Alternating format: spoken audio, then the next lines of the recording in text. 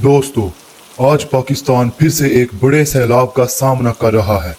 लेकिन क्या आप जानते हैं कि इससे पहले भी हमारी कौम ने ऐसे तबाही के मनाजर देखे हैं जो क़यामत का मंजर लगती थी।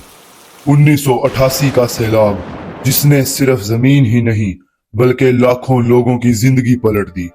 ये वो वक्त था जब दरिया अपनी हदें तोड़कर शहरों और गांवों को निगल गए।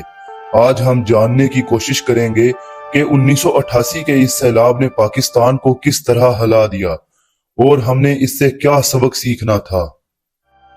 1988 का साल पाकिस्तान के लिए इंतहाई अहम था। एक तरफ सियासी बदलाव आ रहे थे, जनरल जियाउल हक की वफात और मुल्क में नई हुकूमत के इंतखाब का वक्त था।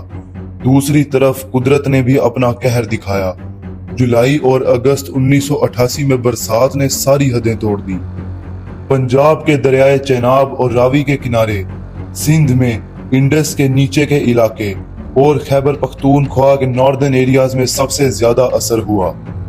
बारिश और ग्लेशियल मेल्ट ने इंडस रिवर सिस्टम को इतना बढ़ा दिया कि बंद और किनारे टूटने लगे। सिर्फ पंजाब में 3000 से ज्यादा देहात पानी में डूब गए। 30 लाख से ज्यादा लोग डायरेक्टली अफेक्ट हुए। घर तबाह, फसलें बर्बाद, मालदार जानवर बह गए।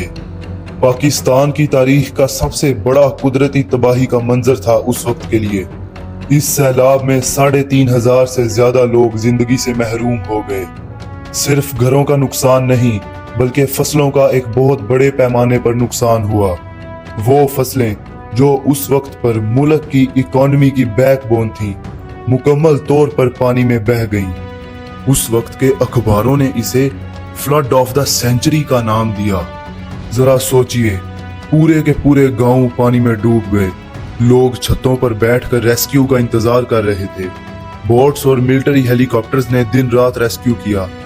बहुत से लोग कह रहे थे, हमारी जिंदगी भर की मेहनत, फसलें, मकान, सब कुछ पानी ले गया। मजलूम और गरीब तबके सबसे ज्यादा हिट हुए। उनके पास दोबारा उठने के रिसोर्सेज भी नहीं थे। पाकिस्तान आर्मी और एयर फोर्स ने बड़े पैमाने पर रेस्क्यू ऑपरेशन शुरू किया। दूसरी तरफ एनजीओज और इंटरनेशनल डोनर्स ने भी मदद भेजी। लेकिन सच ये है कि रिलीफ और प्लानिंग बहुत कमजोर थी। कैंप्स ओवरक्राउडेड थे। लोगों को पानी और फूड की कमी का सामना था। यही वजह है कि हेल्थ क्राइसिस भी सामने आया। पानी की वजह से बीमारियां फैलने लगी। एक इंटरेस्टिंग बात यह थी कि यह सब कुछ तब हुआ जब मुल्क एक पॉलिटिकल ट्रांजिशन से गुजर रहा था। जियाउल हक का प्लेन क्रैश और उसके बाद बेनजीर भुट्टो की पार्टी उभर रही थी। ऐसे में हुकूमत का ध्यान दोनों तरफ था, सियासत और कुदरती तबाही। फ्लड के वक्त मुल्क की लीडरशिप ने कहा कि हमने सैलाब को डिफीट करना है, लेकिन ग्राउंड रियलिटी कुछ और थी। लोग महसूस कर रहे थे कि हुकूमत ने उनको अकेला छोड़ दिया है। हजारों गांव पूरे के पूरे पानी में डूब गए। लोग अपना सामान, कपड़े और बच्चे बचाकर रूफ टॉप्स पर बैठे हुए रेस्क्यू का इंतजार करते रहे।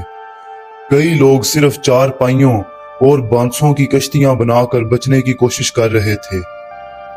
अखबारों की रिपोर्ट्स में लिखा गया था कि माएं अपने बच्चों को कंधों पर बिठाकर पानी में चल रही होती थी।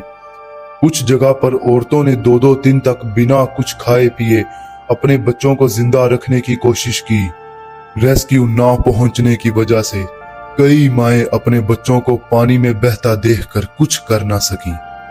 फ्लड के बाद सबसे बड़ा मसला था पानी की सफाई और बीमारियां। कॉलेरा, टाइफाइड और डायरिया जैसी बीमारियों ने हजारों लोगों को अफेक्ट किया। अक्सर कैंप्स में हजारों लोगों के लिए एक डॉक्टर होता था। शहरी इलाकों में रोड्स और ब्रिजेस बह गए। लाहौर से कराची और मुल्तान से फैसलाबाद तक कम्युनिकेशन ब्रेक हो गया। देहाती इलाकों में फसलों का 70% से ज्यादा हिस्सा तबाह हो गया, जिसने अगले आने वाले सालों तक गुर्बत और भूख का सिलसिला बढ़ाया। 1988 के सैलाब ने इंटरनेशनल मीडिया का भी ध्यान खींच लिया। बीबीसी और CNN पर तस्वीरें चल रही थीं, जहां लोग छतों पर रेस्क्यू के इंतजार में बैठे होते थे। लेकिन रिलीफ स्लो था, हेलीकॉप्टर्स लेट पहुंचते और रेस्क्यू बोट्स लिमिटेड थीं। जरा सोचिए, एक माँ अपने 3 बच्चों के साथ एक चारपाई पर बैठी है जो पानी पर तैर रही है। 2 दिन से उसके पास खाने पीने को कुछ नहीं है।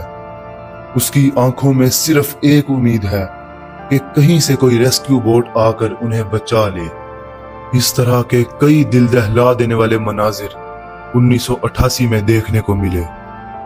आज जब हम 2025 में फिर से एक बहुत बड़े सैलाब का सामना कर रहे हैं, तो सवाल ये उठता है, क्या हमने 1988 से कुछ सीखा? सड़कें, डैम्स और फ्लड वार्निंग सिस्टम्स कितने इंप्रूव हुए? क्या हमारी प्लानिंग आज भी कमजोर नहीं है? 1988 का सैलाब पाकिस्तान की तारीख का सबसे बड़ा सबक था।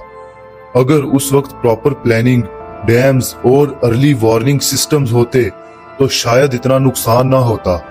आज भी वक्त है कि हम कुदरत को ब्लेम करने की बजाय अपनी हुकूमत और सिस्टम्स को बेहतरीन बनाएं, क्योंकि सैलाब तो आते रहेंगे, लेकिन इंसान की हिकमत और प्लानिंग ही डिसाइड करेगी कि तबाही होगी या सिर्फ एक इम्तिहान। अल्लाह ताला से दुआ है कि पाकिस्तान की तमाम कुदरती आफात से हिफाजत फरमाए और पाकिस्तान की अवाम को अपने हिफ्ज़ो अमान में रखे। पाकिस्तान जिंदाबाद। अगर आपको ये वीडियो पसंद आई हो तो लाइक, शेयर और चैनल को सब्सक्राइब जरूर करें। मिलते हैं आपसे अगली वीडियो में एक नए तारीखी मंजर के साथ।